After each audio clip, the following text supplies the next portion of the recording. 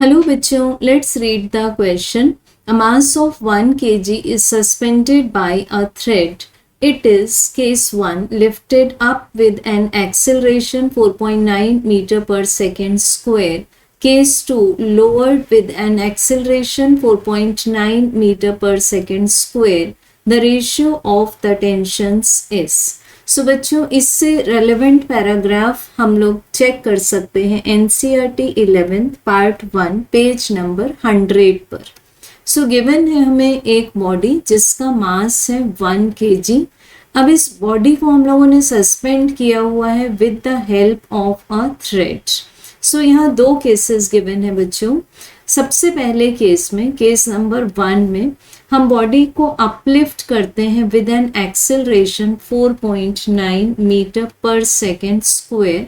सो इस समय हमें फाइंड करना है tension. So tension always acts towards the support. So support upward है तो टेंशन T1 भी अपवर्ड होगा, और इस बॉडी में जो पुलिंग फोर्स है MA that is also upward, क्योंकि केस 1 में इसको हम अपलिफ्ट कर रहे हैं।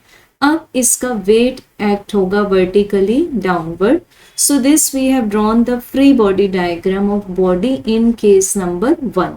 सो यहाँ हम इक्वेशंस लगाएंगे न्यूटन सेकेंड लॉ के। तो we get MA equals to T1 minus mg। So T1 equals to m common A plus G।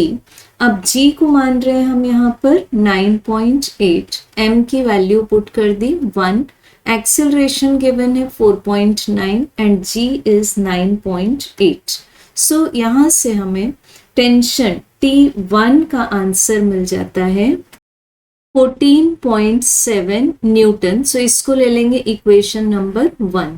अब गिवन है बच्चों हमें केस 2, जिसमें गिवन है कि लिफ्ट को, इस मास को हम लोअर करते हैं विद एन एक्सेलरेशन 4.9 मीटर पर सेकेंड स्क्वायर।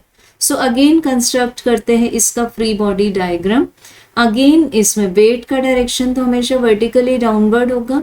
अब यहाँ जो पुलिंग फोर्स है that is also downward. So this is MA and tension will act always towards the support. तो इस समय हम टेंशन को मान लेते हैं T2। सो अब यहाँ पर इक्वेशन ऑफ मोशन अप्लाई करेंगे, Newton second law. So this will be as MA equals to mg minus T2। So T2 equals to mg minus A. So T2 equals to m की value है 1, g 9.8 and acceleration is again 4.9. तो हमें tension in this case मिल जाएगा 4.9 Newton. This is equation number 2। अब बच्चों हम देख सकते हैं क्वेश्चन में हमें फाइंड करना है the ratio of the tensions. So for this we will divide equation 1 by equation 2. So T1 divided by T2 equals to 14.7 divided by 4.9, both in Newton. So हमें आंसर मिल जाएगा 3:1 which will be unitless. So correct answer is option 1. Thank you.